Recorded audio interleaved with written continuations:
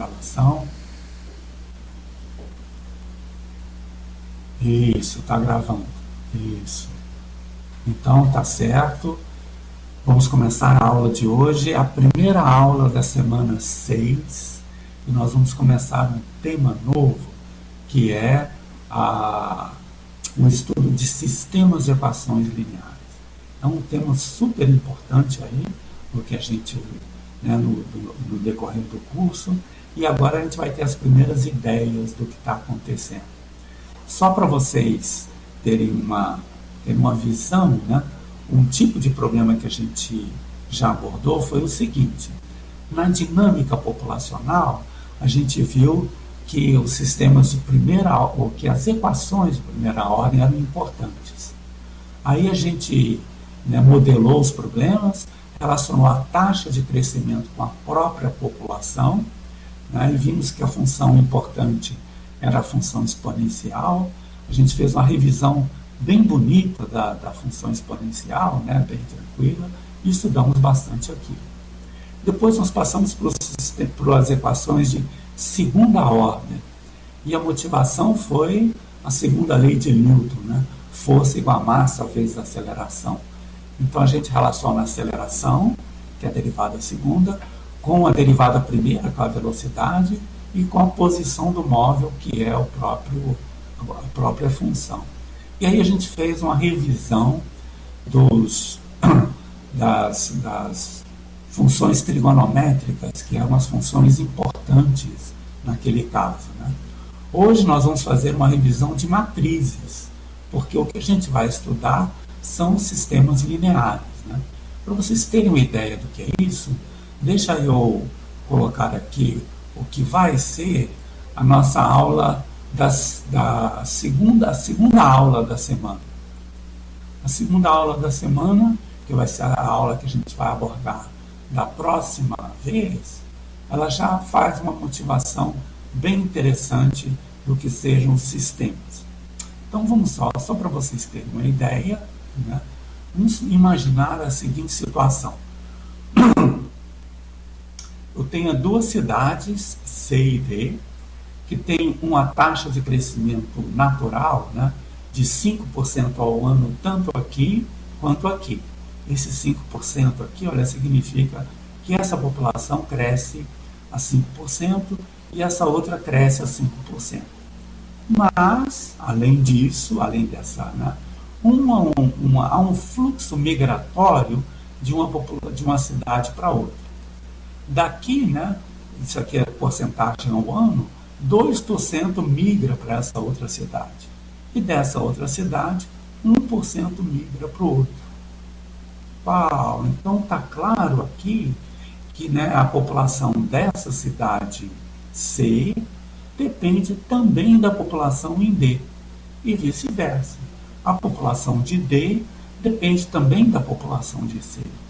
E essa é a ideia central de sistemas, é que uma quantidade depende da taxa de variação dela, mas depende de outra quantidade também. Então, olha só o que a gente vai fazer. Vamos modelar isso daqui. Vamos chamar de X a população dessa cidade e de Y a população dessa outra. Então, quais seriam as taxas de crescimento? As taxas de crescimento, que é a derivada, seria o seguinte: é 5% ao ano. Então, seria 5 sobre 100 da própria população. Menos o que perdeu. 2% saem da cidade C e vai para a cidade D. E soma 1% da cidade D. É esse fluxo que veio para cá. Você soma essa quantidade. Então, a taxa de variação da população da cidade C depende não só da população dela, como também da população da outra cidade. Puxa, está aqui então a relação intrínseca entre essas duas populações. Da mesma forma, o Y'. O Y' cresce a uma taxa de 5% ao ano se não houvesse interferência nenhuma da outra cidade. Mas perde 1% desse valor para a cidade C. Da cidade C, ele ganha 2%. Está aqui a quantidade. Então, você faz essa conta, a taxa de variação da população da cidade D depende da população dela, sim, mas depende também da outra população, da população da cidade C. E aí você cai nesse sistema de equações lineares. Poxa, o x' depende do x e do y. Também o y' depende do x e do y. Poxa, tá aí um exemplo bem interessante, né? Isso aqui é dito, então, um sistema de equações diferenciais lineares. A gente vai explicar por que é linear, mas é um sistema relativamente simples de se resolver. E ele modela muitas coisas diferentes disso daqui, né? Uma outra situação bem conhecida é o sistema conhecido como presa-predador, né? Imagina que eu tenho uma presa e um predador, por exemplo, raposas e coelhos, né? Em que o crescimento de uma população interfere no crescimento da outra. Então, se os coelhos crescem muito, as raposas vão crescer muito, porque tem muito alimento. Mas o crescimento das raposas influi no crescimento dos coelhos, porque com muita raposa, a população de coelhos diminui, né? Porque são alimentos para as raposas. Então, tem uma interação entre elas que pode ser modelado por um sisteminha como esse daqui, né? Outra situação é o nível naqueles, né, vasos comunicantes, né? O nível de um vaso, se ele se comunica com o outro, o nível de um interfere no outro e vice-versa. Também é um modelo assim. Aparece também em circuitos elétricos, em que a carga interfere na corrente, mas a corrente também interfere na carga. Então, tem aí uma série de modelos interessantes que a gente pode estudar com isso daí. E para começar esse sistema, para começar esse estudo, nós vamos fazer como antes, uma revisão de matrizes, sistemas lineares, etc. Tá bom? Então, a gente, né, fez uma revisão de exponenciais, quando foi preciso, de funções trigonométricas, quando foi preciso. E agora vamos fazer essa outra aqui também, tá legal? Então a gente vai agora sim voltar para a aula dessa semana, perdão, a aula de hoje, né? Que é a aula 13, que vai fazer uma revisão do que é as matrizes, certo? Vamos fazer aqui o upload disso daqui. Vamos esperar um pouquinho, ele está carregando aí. Ops.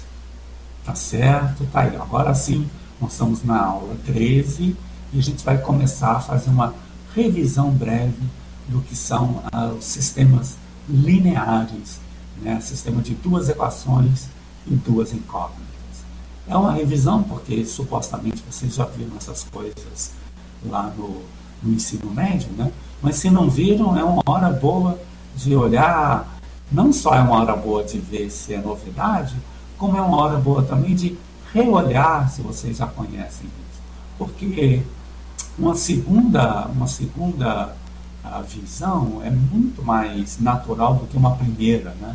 A gente agora sabe bem onde é que vai chegar com essas coisas. Então a gente vai estudar isso daqui, ó. Motivados lá por aquele sistema de equações diferenciais, a gente vai estudar sistemas lineares. E o primeiro sistema é um sistema homogêneo, tá legal? É o mais simples deles, né? Esse sistema daqui. Bom, a gente quer saber então o seguinte, dado as constantes A, B, C e D, são números fornecidos, a gente quer os pares, né? X e Y, que satisfazem simultaneamente a primeira equação e a segunda equação. Por isso é que a gente diz que é um sistema, né? Para ser solução do sistema, tem que satisfazer a primeira equação e satisfazer a segunda equação. Isso daqui, tá bom? E tem uma interpretação geométrica muito boa esse sistema, que é um negócio legal. É o seguinte, né? Aqui, se você isolar o y, né? O y vai ser menos a vezes x sobre b, que é uma equação da reta que passa pela origem. Essa daqui também é outra equação da reta que passa pela origem. Então, sem fazer conta, o que a gente pode concluir a partir desse sistema, né? a gente pode concluir o seguinte: ou as duas equações representam a mesma reta, né? E nesse caso tem infinitas soluções, né? Qualquer parte xy que está sobre a reta satisfaz a primeira equação e satisfaz a segunda equação, porque no fundo é uma equação só, né? Por exemplo, se o A for 1 e o B for 2, e aqui embaixo o C for 2 e o D for 4, no fundo, quando você isola, dá uma mesma equação, né? Então, esse sistema pode ter infinitas soluções se as retas coincidem. Ou, então, se as retas não coincidem, a gente quer um ponto x que satisfaça as duas simultaneamente. Se elas não coincidem, o único ponto comum é a origem, é esse daqui, não tem outro ponto em comum. E aí a única solução é a solução x igual a y igual a zero. Uau! Então, essa já é uma notícia boa, né? Geometricamente, a gente viu esse sistema ou tem infinitas soluções ou tem apenas a solução nula, né? E a gente pode fazer isso também algebricamente. Vamos ver como é que isso funciona algebricamente. Aqui, algebricamente, talvez valha a pena a gente fazer uma intervenção aqui que é interessante. Olha, eu vou usar o texto para escrever aqui o seguinte. Eu vou escrever aqui uma caixinha de texto e eu vou fazer o seguinte: como é que eu vou resolver isso algebricamente? Eu vou usar aquele recurso de eliminar uma variável, tá certo? Então eu vou fazer o seguinte: eu vou multiplicar essa equação aqui, olha, por d vezes esse coeficiente daqui, d vezes isso. Então eu vou escrever aqui vezes d, vezes d, certo? Vezes d. E a de baixo eu vou multiplicar agora pelo seguinte: vezes b de bola, vezes b de bola, né? Quando eu faço isso, olha, aqui fica d vezes b, e aqui também fica d vezes b. Os dois ficam iguais. Então, se eu fizer a subtração entre eles, eu elimino essa variável. É o que está sendo feito aqui, olha, tá vendo? Quando eu faço a subtração entre eles, fica d vezes essa, d de dado, menos b vezes essa, b de bola. Aí eu eliminei essa daqui e ficou essa expressão. Tá bom assim? Poxa, então tá aí, né, explicado como é que a gente obtém esse negócio daqui. E aí agora sim a gente analisa. Ok. Se essa quantidade AD menos BC for nula, ou o x é qualquer. Não, o x é qualquer, e aí eu posso escolher qualquer x. Escolho qualquer x, volto aqui e obtenho y, dado x, eu tenho y correspondente. Aí isso significa que eu tenho infinitas soluções sobre essa reta daqui. Então, esse caso em que isso daqui é zero, corresponde ao caso em que as duas retas coincidem, certo? Ou então, agora não, o contrário, vamos supor que esse número seja diferente de zero, né? Okay? Se, né, for diferente de zero, a única solução disso daqui é o x igual a zero. Uau, aí eu volto aqui no sisteminha, se o x for zero, o y também tem que ser zero. Então, olha só, uma caracterização geométrica, né, uma caracterização algébrica dessa situação geométrica. Se esse número for zero, eu estou nessa situação. Se esse número for não nulo, eu estou nessa outra situação. Uau, então esse número é importante, né? Esse número aí, e vocês já devem saber, né? Esse número é o determinante da matriz. Poxa, que legal, né? O determinante da matriz é esse número aqui. Tá bom? Ok. Então agora vamos usar a notação de matrizes para escrever esse sisteminha aqui. Ok? Ok. Então se chama de A, é essa matriz, né? Okay? O determinante dela é esse daqui. Eu vou chamar de Z, vetor coluna correspondente às incógnitas, x e y. E vou chamar de um O cursivo, né?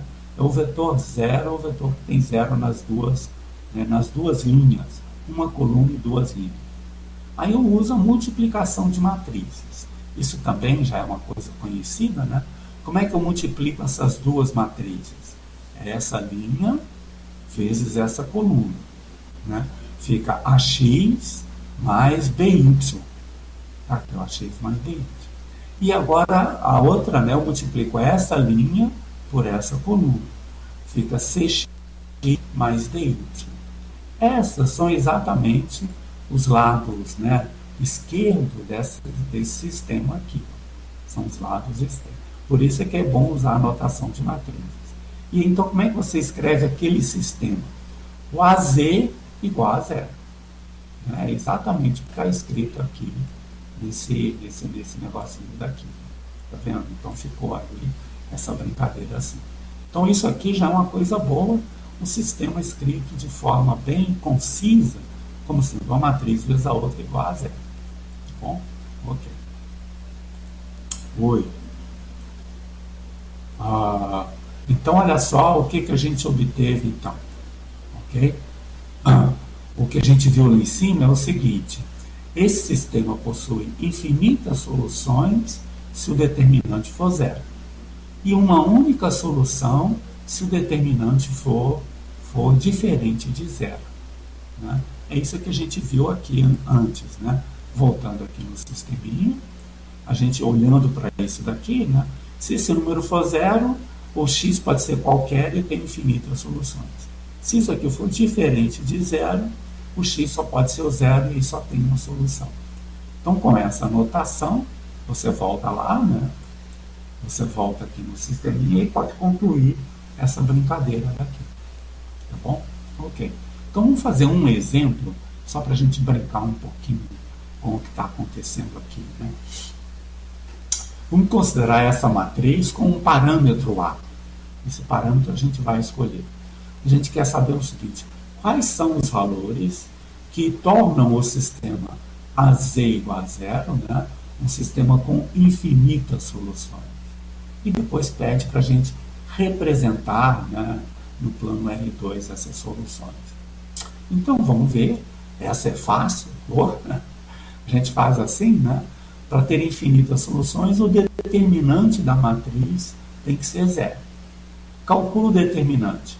É esse número, né? A vezes A, menos 1 vezes 4, que é esse daqui.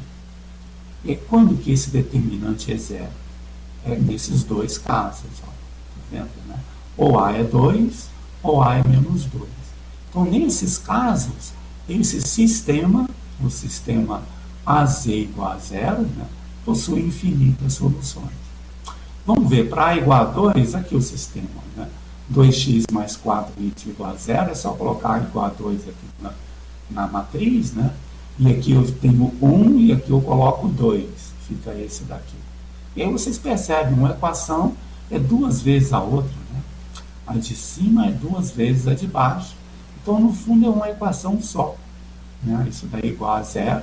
Né? São retas pela origem e retas de inclinação menos meio, é essa daqui. Então, essa tem infinitas soluções, que são essas aqui. E aí, no outro caso, se o A é menos 2, né, fica menos 2 aqui, menos 2 aqui. E uma é menos duas vezes a outra. Menos duas vezes a outra. Aí as soluções são também ao longo de uma reta, e são essas outras que estão ilustradas aqui. Aí, nesse caso, ele tem infinitas soluções, etc. Tá bom? Bom, então isso termina o caso homogêneo. O caso homogêneo é muito fácil, né? Não tem muito segredo, mas a ideia é relacionar as soluções do sistema com o determinante da matriz. Né? Então, poxa, a partir de um sisteminha como esse, o que é importante? É importante se esse número é ou não igual a zero. Se for igual a zero, infinitas soluções. Se for diferente de zero, uma solução única. Tá bom? Então tá aí direitinho. E aí a gente pode agora passar para o caso de um sistema não homogêneo. Antes disso, se alguém tiver alguma pergunta, alguma dúvida, os sistemas homogêneos estão bem resolvidos, está tudo direitinho? Ok. Então, vamos passar para o sistema não homogêneo, tá certo? Qual é o sistema não homogêneo? O sistema não homogêneo, que a gente vai estar interessado também, em vez de ser 0, 0 aqui, né, são dois outros números dados, S e T. S e T. Então, lembra, o A e o B estão relacionados com a inclinação da reta. Né? Se você isolar o Y aqui, a inclinação vai ser menos A sobre B. Tá certo? E esse número aqui, qual é a interpretação geométrica desse número? Esse número, se você fizer o x igual a zero, né, é o ponto em que a reta corta o eixo y. Ela corta o eixo y no ponto S sobre B. S sobre B. Então, o A e o B estão relacionados com a inclinação. E esse aqui com a altura da reta, né, onde que ela corta o ponto.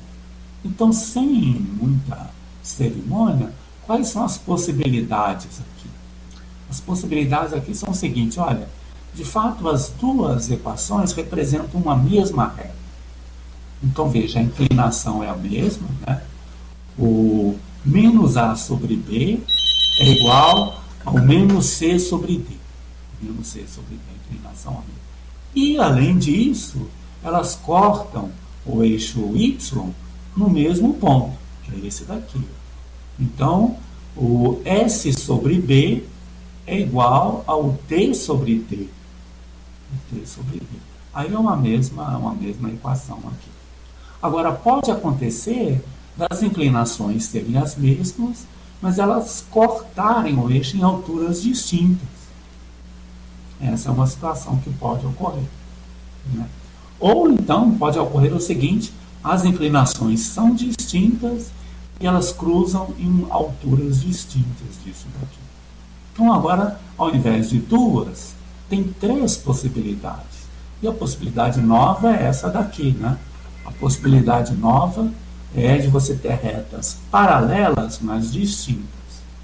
Então, quais são as possibilidades de solução desse negócio daqui? As possibilidades são, ou elas coincidem e tem infinitas soluções.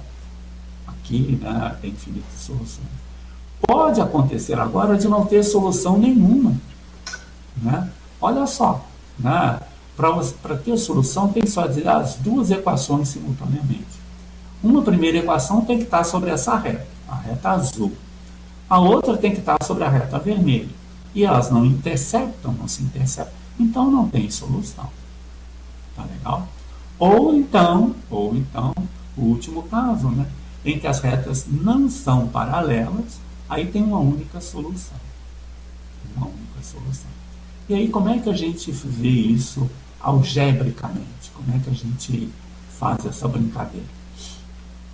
A gente volta aqui no sistema e faz aquela brincadeira de novo.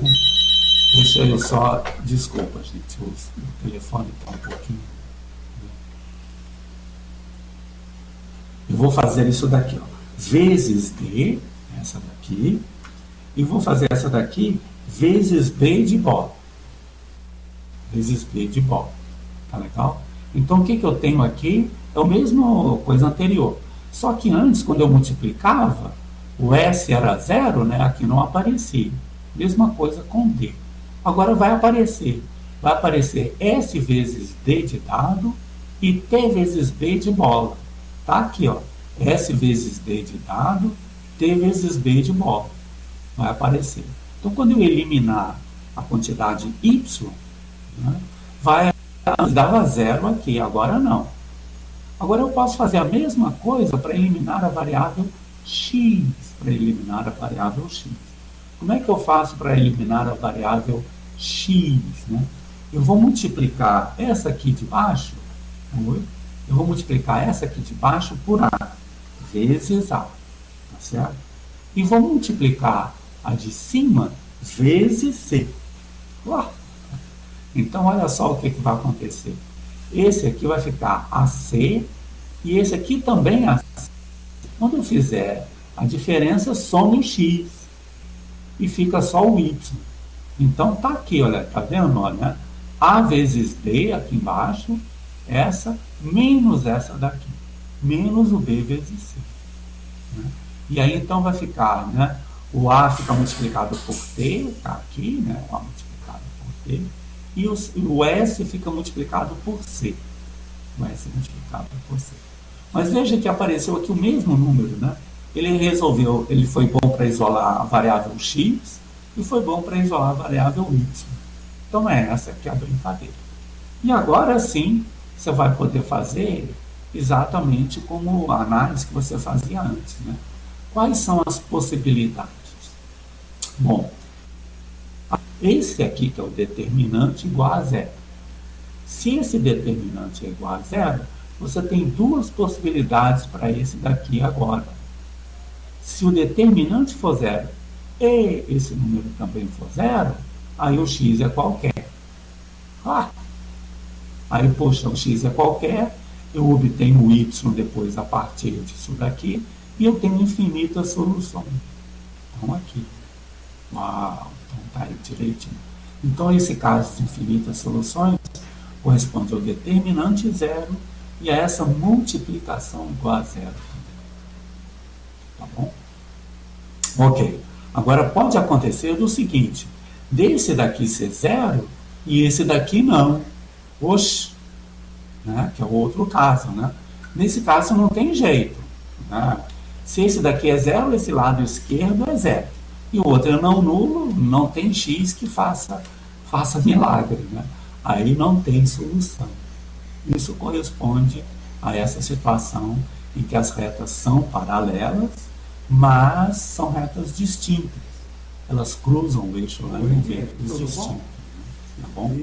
Aliás, até legal para a gente ver, né? Olha só, onde que essa reta aqui intercepta o eixo Y? Tá, estou esperando. Em S sobre D. Tá bom? Que é quando o x é zero, né? Quando o x é zero, fica S sobre D. E esse S, e essa daqui intercepta o eixo Y no T sobre D. T sobre D. Então, se elas interceptam no mesmo ponto, que é esse caso daqui, esse número é zero, é só multiplicar em cruz. Mas se elas interceptam em pontos diferentes, S sobre B é diferente de T sobre D. E aí esse número aqui é não nulo. Esse número aqui é não nulo. Aí elas cruzam em alturas distintas. Tá bom? Então pode não ter. E o último caso é se o determinante é não nulo. Se o determinante é não nulo.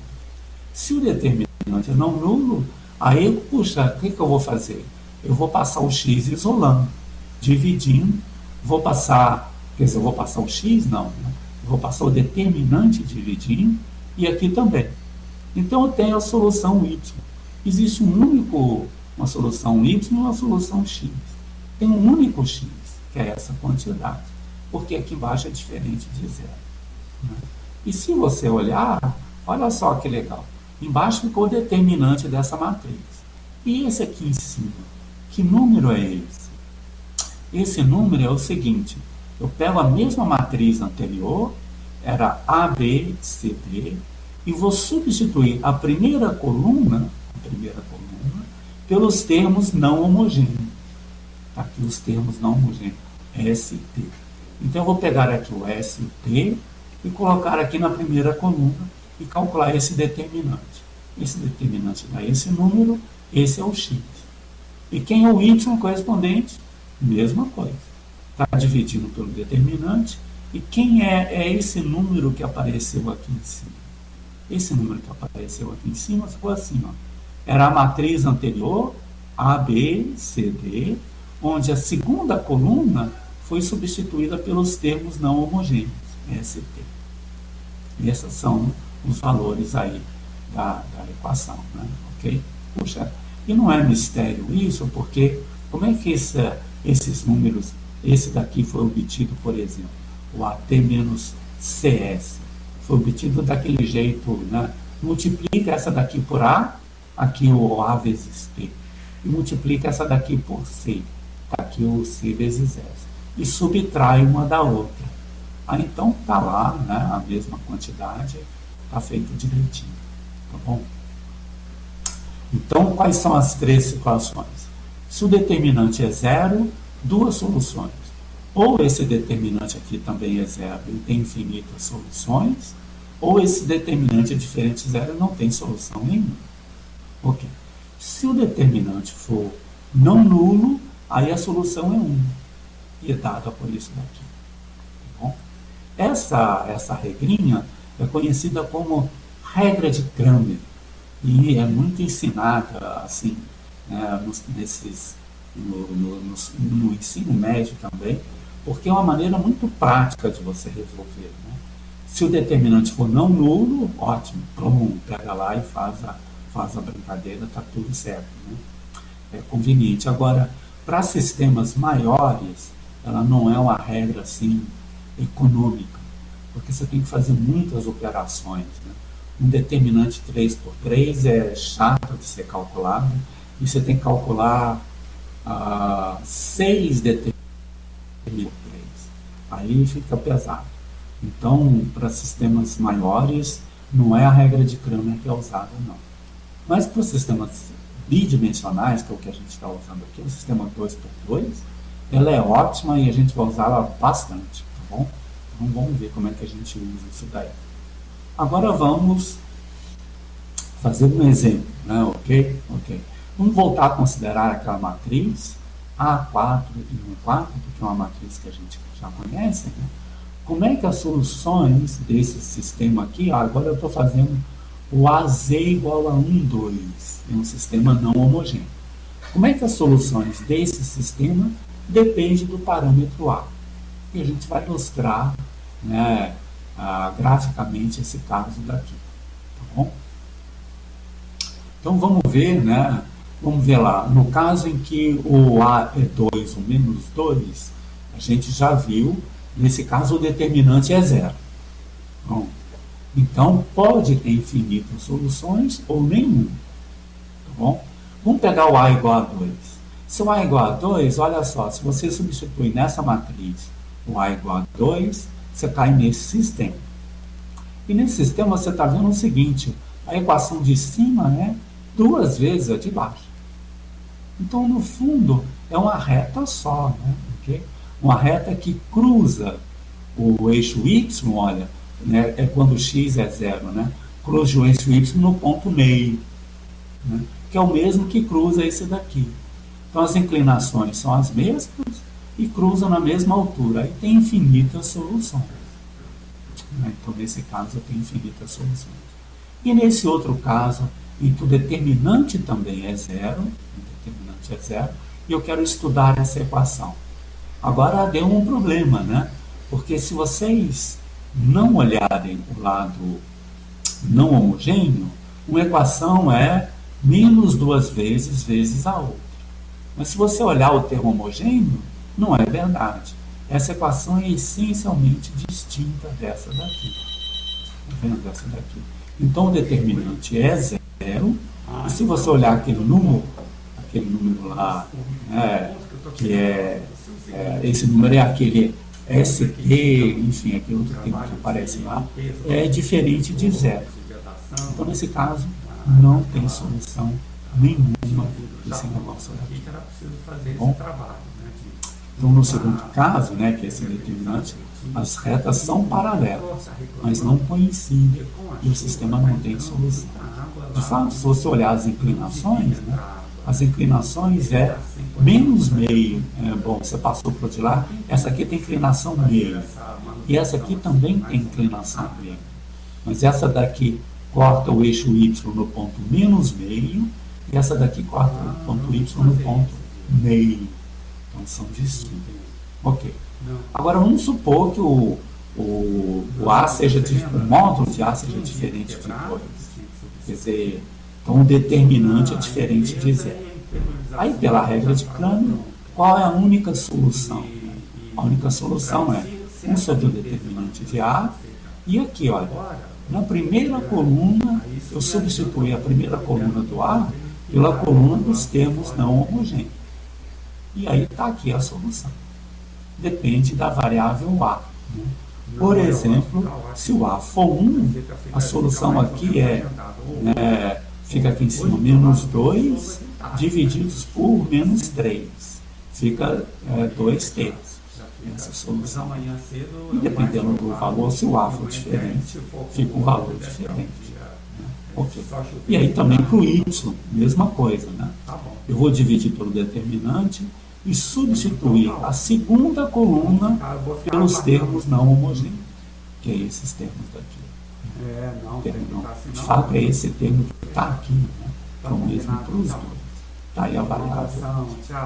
Ok, então está tudo direitinho. Está aí a representação geométrica deles, né? Esse aqui é no caso em que o A é 2. Esse aqui é o caso em que o A é menos 2, aqui é menos meio e aqui é meio, né?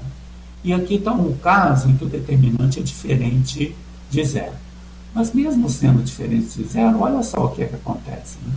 Se você olhar para o y, multiplicar o y por 2 é igual ao x. Tá? Então, são soluções únicas, mas todas elas estão sobre uma mesma reta, né? Então, se pega o A igual a 1, a solução vai ser aqui 2 terços, né? E o Y vai ser 1 terço, porque vai ser 2 vezes o outro. Então, tem uma solução. Se muda o A, se o A é 7, vai ser outra solução, mas está ao longo dessa outra reta também. Tudo bem? Gente, tá bom aí os sistemas homogêneos e os sistemas não homogêneos? Eu acho que ficou bem claro aí, né? Quem já conhecia é ótimo, porque está tendo uma explicação bem intuitiva do que está acontecendo, né?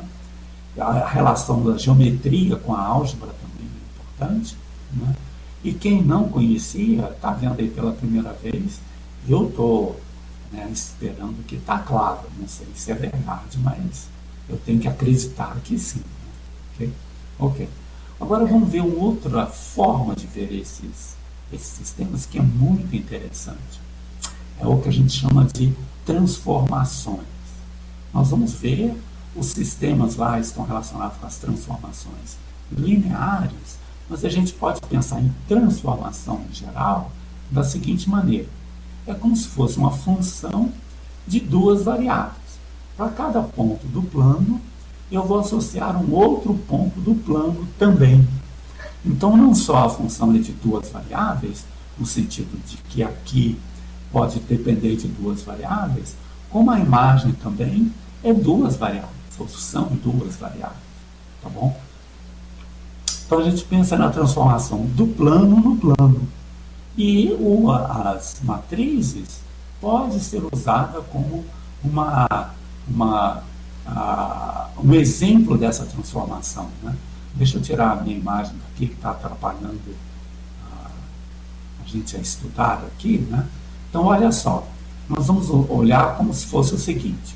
Dado um vetor z aqui, eu vou associar do lado de cá o vetor u, que é o seguinte, é o a multiplicado por z. Uau!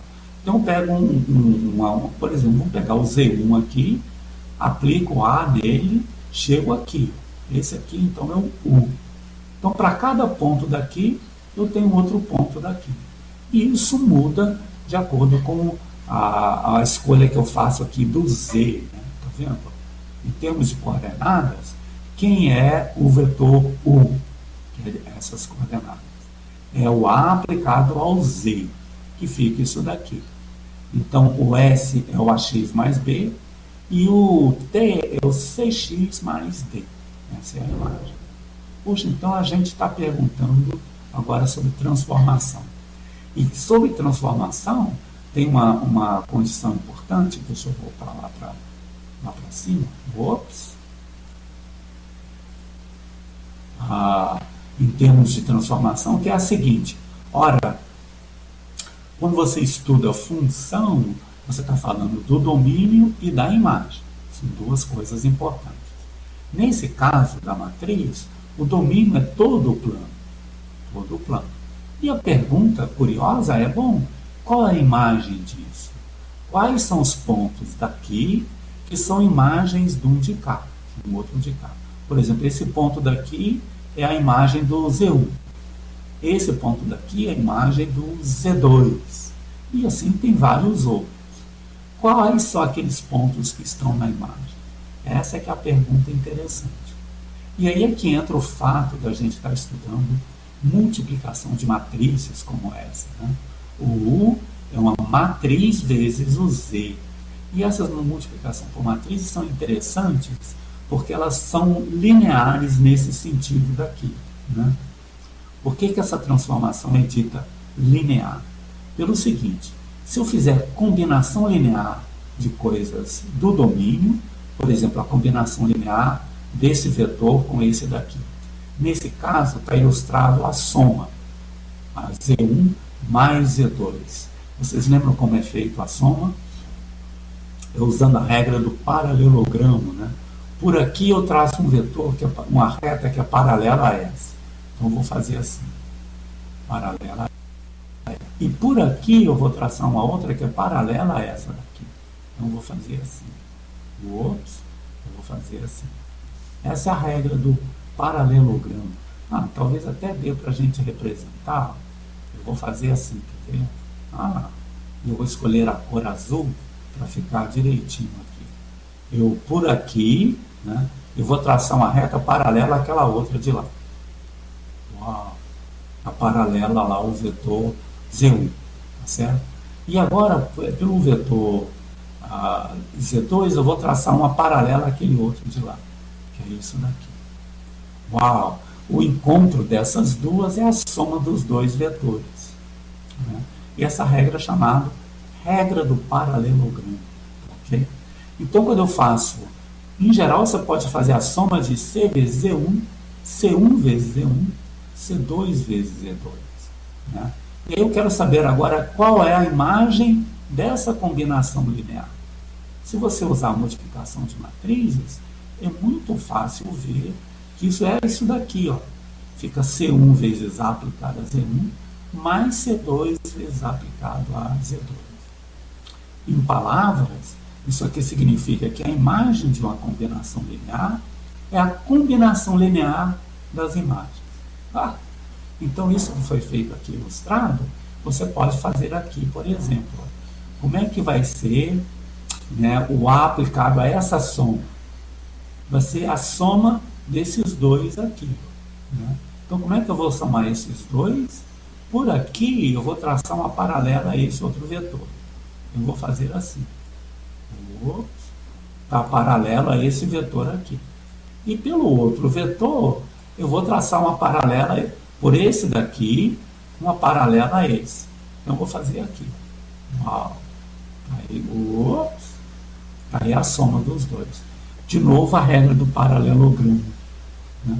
Então, isso aqui ilustra esse desenho, ilustra essa situação, né, em que a imagem de uma combinação linear, aqui a imagem da combinação linear, é uma combinação linear das imagens. Tá? Aqui a coisa colocada aí direitinho. Poxa, eu acho que ficou claro. E isso daqui é uma continha, que é uma continha um pouco longa, mas é muito fácil fazer usando, né? Agora, o que significa isso em termos de imagem? Em termos de imagem, isso aqui significa o seguinte, né? Se eu tiver, por exemplo, né, suponha que eu tenho aqui o Z1 e Z2 e tenho essas combinações lineares. Estão aqui. Então, o que a gente acabou, esse número Z1, né, esse vetor daqui, olha, também está na imagem, que é a soma dessas duas. Por que esse aqui está na imagem? Porque ele é a imagem dessa combinação linear. Tá bom? Então a brincadeira é essa daqui, né? Suponha que eu tenha dois pontos da imagem, o 1 e o 2. Aí eu faço uma combinação linear deles, qualquer. Essa combinação linear também está na imagem. Por quê? Porque essa combinação linear é assim, né? O 1, C1 o 1, C2 o 2. O 1 é esse daqui, e o 2 é esse daqui. Como a transformação é linear, isso aqui é a A dessa combinação linear. Então, esse aqui também está na imagem. Uau! Então, se eu tiver dois vetores aqui, qualquer combinação linear entre eles dois vetores que estejam na imagem. Qualquer combinação linear deles também é um vetor que está na imagem. Uau, isso é uma coisa boa, né? Uma coisa que simplifica bastante aí o que a gente está fazendo. Né? Vamos ver um exemplozinho, né, que diz o seguinte. Vamos voltar aqui um pouco e olhando para isso daqui. Agora vamos ver o seguinte. Por que a gente está interessado na imagem desse negócio? Porque se a gente voltar lá nos sistemas que a gente estava olhando, vamos voltar aqui um pouquinho nos sistemas que a gente está estudando, esse sistema aqui, né? A gente está interessado nesse sistema não homogêneo. A gente viu que esse lado se escreve como sendo A vezes Z. Z é o vetor coluna, X e Y, A a matriz dos coeficientes. E aí a gente está olhando isso daqui, olha, a gente quer saber se existem X e Y, tal que A aplicado a X e Y é esse valor. Então a pergunta, no fundo, é o seguinte, olha, se eu ver com transformações lineares, será que esse aqui está na imagem?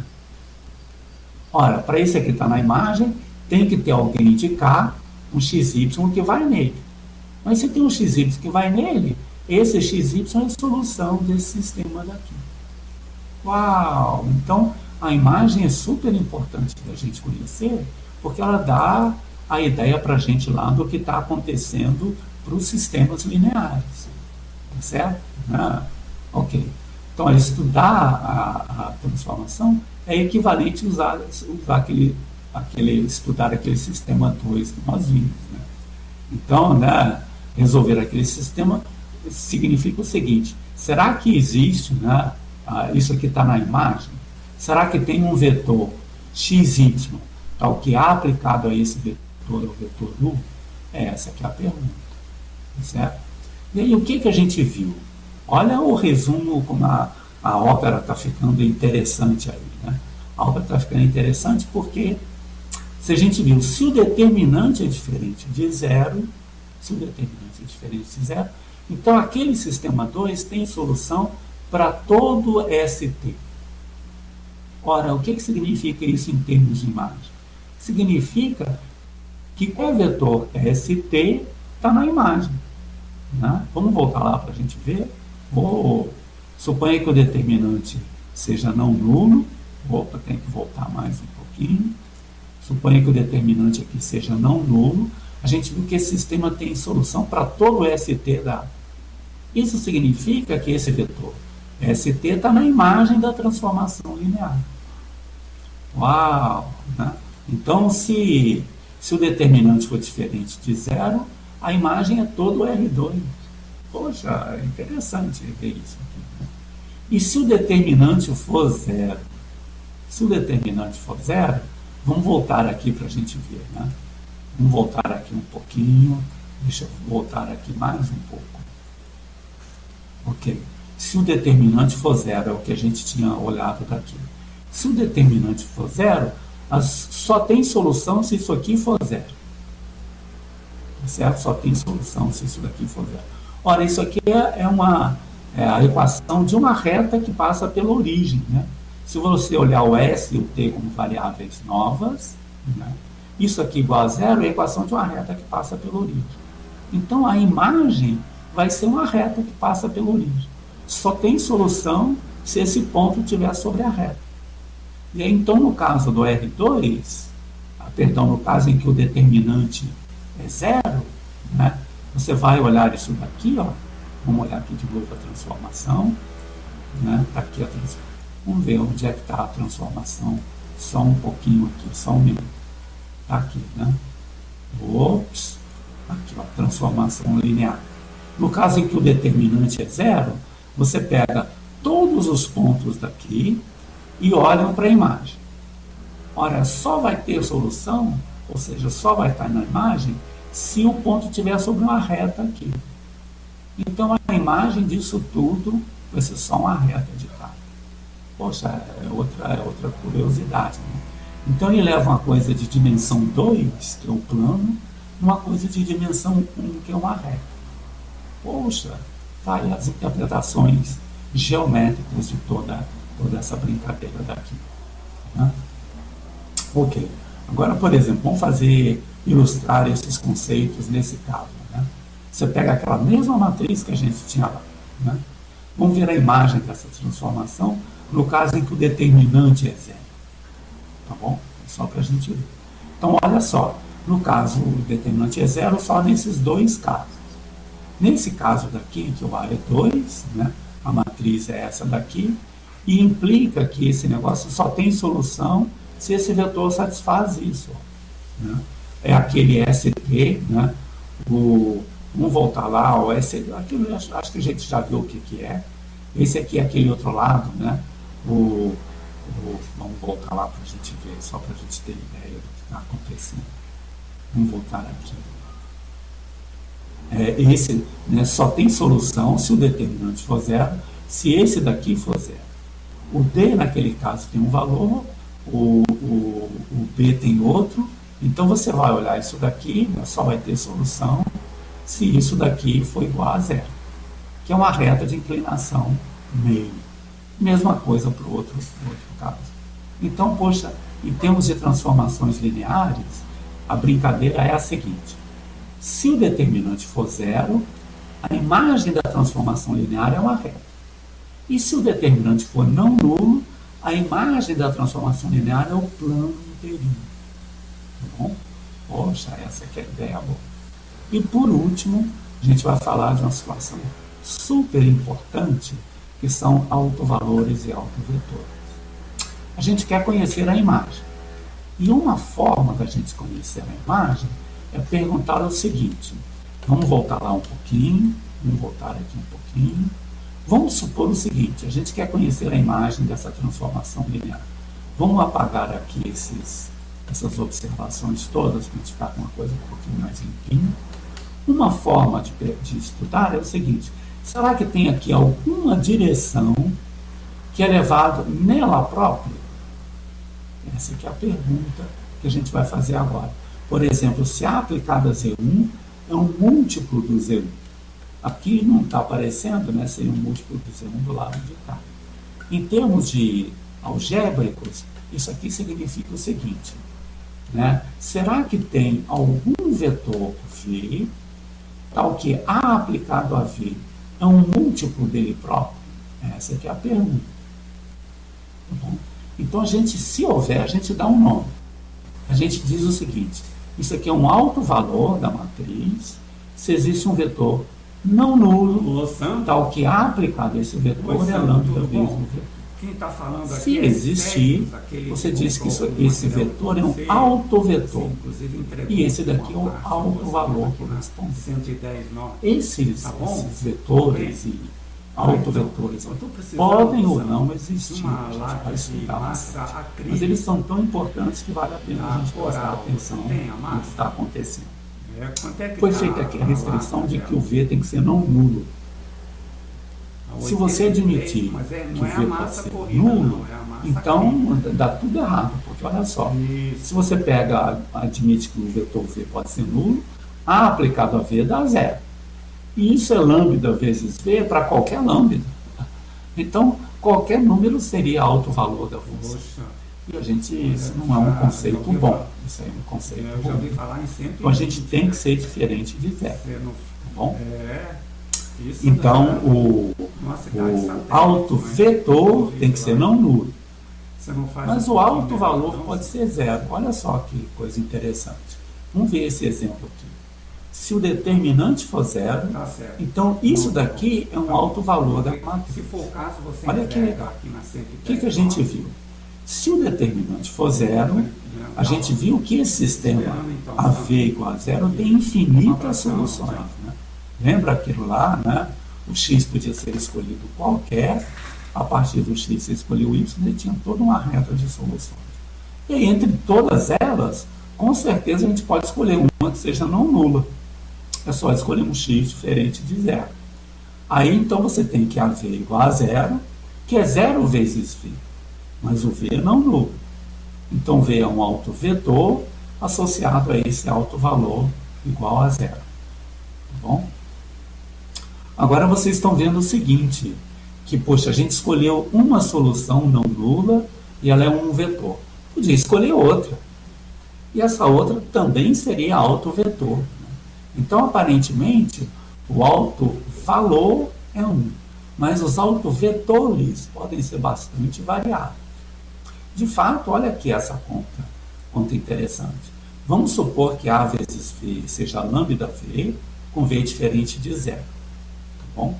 Então, o lambda é autovalor com autovetor V. Aí escolha um número diferente de zero e multiplica esse vetor por esse número diferente de zero, que também é diferente de zero vetorial, né, do vetor zero. Então, quem é o A aplicado a esse vetor aqui? Ora, a gente sabe, esse A sai da multiplicação da matriz, fica K vezes lambda. K vezes A vezes V. O A vezes V é lambda V. Ora, trocando aqui a posição do lambda com K, fica lambda vezes K vezes V. Puxa, então a conclusão, que está ilustrada aqui nessa figurinha, é o seguinte: se eu tenho um autovetor, todos os múltiplos não nulos dele são também autovetores. Puxa, então você tem uma infinidade de autovetores aí para trabalhar. Né? Aqui eu tenho o V e K vezes V. O A é um múltiplo do próprio V, está na mesma direção.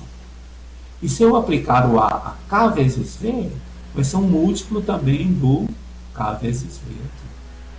Poxa, tá aí então uma forma bonita de fazer estudar. Né? Agora, esse exemplo sugere a gente essa brincadeira aqui, que é uma brincadeira super interessante. Quando que existem esses números, né, e esses vetores, autovalor e autovetor? Então, esse lema diz o seguinte, que o lambda é um autovalor nessa matriz, sem só ser esse determinante aqui. Olha que negócio legal, hein? Vamos ver isso daqui. Para isso, a gente vai precisar dessa matriz identidade. A matriz identidade é aquela que tem 1 na diagonal e 0 fora. Não é difícil fazer a conta, né? A aplicada a qualquer coisa é essa qualquer coisa. E por isso que ela chama identidade, né? Porque é como se fosse o 1 das matrizes, né? 1 vezes um vetor é o próprio vetor. Então, A aplicado a V, então, lambda vezes V é lambda vezes I vezes V.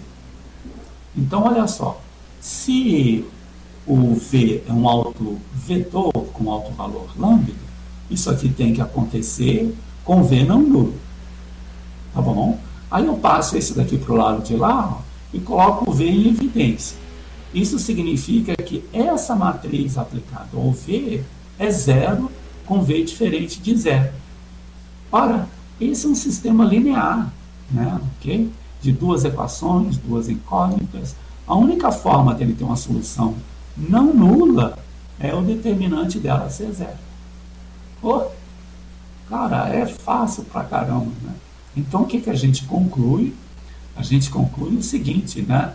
Esse determinante, de fato, é um polinômio na variável lambda. Olha só, quem é o determinante de A menos lambda vezes I? Aqui está a matriz A menos lambda vezes a identidade. Fica essa matriz, é tudo feito coordenada a coordenada. Calcula o determinante, calcula aqui o determinante, né, isso vezes isso, menos isso vezes isso. Tá aqui. Aí você tem essa brincadeira, ó, né? Esse número A mais D, aqui, né, é chamado o traço da matriz. É a soma dos elementos da diagonal, que você obtém aqui. Né? E o outro que você obtém é o determinante aqui. Ó. A vezes D, menos B vezes C. Tá? Aqui. Então fica aqui. Ó. O lambda é uma raiz, para esse determinante ser nulo, é uma raiz de um polinômio de segundo grau. Então só tem as chances que a gente conhece. Né? Ou existem dois valores distintos, né? Ou dois autovalores iguais, ou eles são complexos conjugados. Tá legal? Então só existem essas duas possibilidades. Né? Então, pode não ter alto valor. Se esse polinômio na variável lambda não tiver raiz, não tem alto valor real. Pode ter dois autovalores e pode ter um real duplo, tá bom? Então, vamos ver, olha, ele vai ilustrar aqui nesse caso, né? Pega essa matriz aqui, por exemplo. Se vocês pegarem essa matriz, fazem um cálculo. O traço é 2 e o determinante é 1 vezes 1 menos 1 vezes 4. O determinante é menos 3. Então, está aqui o polinômio, né? As raízes desse polinômio são os autovalores. Calculando isso aqui é basta, você tem esses dois. Você tem esses dois aqui. Né? Ok, então esses são autovalores. Quem são os autovetores correspondentes? Vamos, por exemplo, pegar o lambda 1. O V vai ser um autovetor se isso daqui for zero. Aí você vem aqui e faz a conta. Pega isso daqui, faz a brincadeira, chega nisso daqui e observa que uma equação é duas vezes a outra. Isso tem que ser sempre verdade, porque eu quero uma solução não nula desse sistema. E o determinante dessa matriz aqui é zero. Então, o determinante dessa matriz é exatamente o determinante dessa daqui. Então, existem infinitos autovetores. É só você colocar, por exemplo, o alfa em função do beta. Né? Você faz para lá, ó, o alfa é menos 2 beta. Então, fica alfa em cima, beta embaixo. Alfa em cima, beta embaixo. Todos eles são autovetores, desde que o beta seja não nulo. Aí eu escolho, por exemplo, o beta igual a 1, esse aqui é um autovetor. Então está aí direitinho. E, de fato, verificando, né, dá exatamente o que a gente queria. Né? E o raciocínio semelhante vale para o outro também. Né? Já para uma outra matriz, que é essa daqui, se você calcular esse aqui é o polinômio que não tem raízes. E aí essa matriz não tem autovetor, autovalor real. Tá bom? Todos esses casos vão ser retomados na aula que vem. A gente vai voltar àquele sisteminha das cidades e vai usar todo esse conhecimento aqui, né, numa situação relacionada com aquele sistema de lá. Tá bom? Eu passei um pouquinho aí da hora, mas eu acho que valeu a pena porque essa revisão vai ser importante para o que a gente está fazendo. Né? Alguma pergunta, alguma dúvida? Tudo bem? Tudo certo? Poxa, hoje ninguém perguntou nada. A aula foi ótima. Brincadeira, só para... Né? Tá bom, então vamos deixar assim. A aula vai ficar disponível lá para vocês assim que eu conseguir gravar a aula, pegar o vídeo. E tá bom, nós nos encontramos aí na sexta-feira para falar de como essas questões vão ajudar a gente a entender sistemas de equações diferenciais lineares. Tá bom? Ok? Tá bom, gente. Bom dia para todo mundo e até sexta-feira, então. Um abração. Tem alguém escrevendo alguma coisa? Até sexta. Até o Bruno, valeu. Até sexta, então.